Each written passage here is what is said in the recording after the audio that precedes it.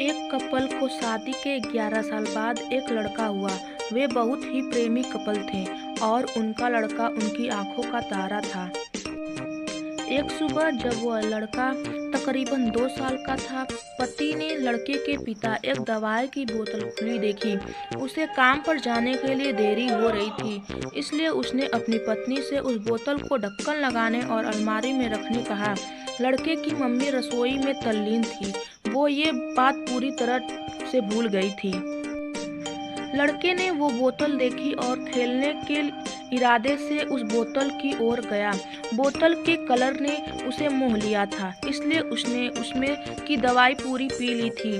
उस दवाई की छोटे बच्चों को छोटी सी मात्रा में भी जहरीली हो सकती थी।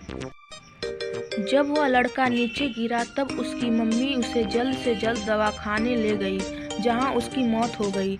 उसकी मम्मी पूरी तरह से हैरान हो गई थी। वह भयभीत हो गई थी कि कैसे वो अब अपने पति का सामना करेगी। जब लड़के के परेशान पिता दवाखाने में आए तो उन्होंने अपने बेटे को मृत पाया और अपनी पत्नी और देखते हुए सिर्फ 4 शब्द कहे। आपको क्या लगता है कौन से होंगे वो 4 शब्द? पति ने सिर्फ इतना कहा, आई लव यू डार्लिंग। उसके पति का अनअपेक्षित व्यवहार आश्चर्यचकित करने वाला था।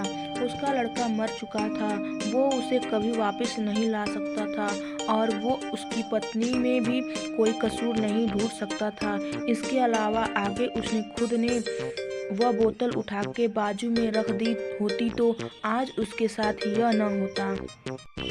वो किसी पर भी आरोप नहीं लगा सकता था। उसकी पत्नी ने भी उसका इकलौता बेटा खो दिया था। उस समय उसे सिर्फ अपने पति से सहानुभूति और दिलासा चाहिए थी और यही उसके पति ने उस समय उसे दिया।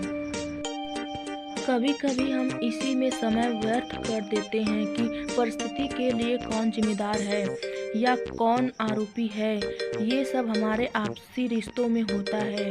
जहाँ जॉब करते हैं वहाँ यह जिन लोगों को हम जानते हैं यह सभी के साथ होता है और परिस्थिति के आवेश में आकर हम अपने रिश्तों को भूल जाते हैं और एक दूसरे का सहारा बनने के बजाय एक दूसरे पर आरोप लगाते हैं। कुछ भी हो जाए हम उस व्यक्ति को कभी नहीं भूल सकते जिसे हम प्रेम करते हैं। इसलिए जीवन में जो आसान है उसे प्रेम करो। आपके पास अभी जो है उसे जमा करो और अपनी तकलीफ़ों को विचार कर के बढ़ाने के बजाय उन्हें भूल जाओ। उन सभी चीज़ों का सामना करो जो आपको अभी मुश्किल लगती है या जिनसे आपको डर।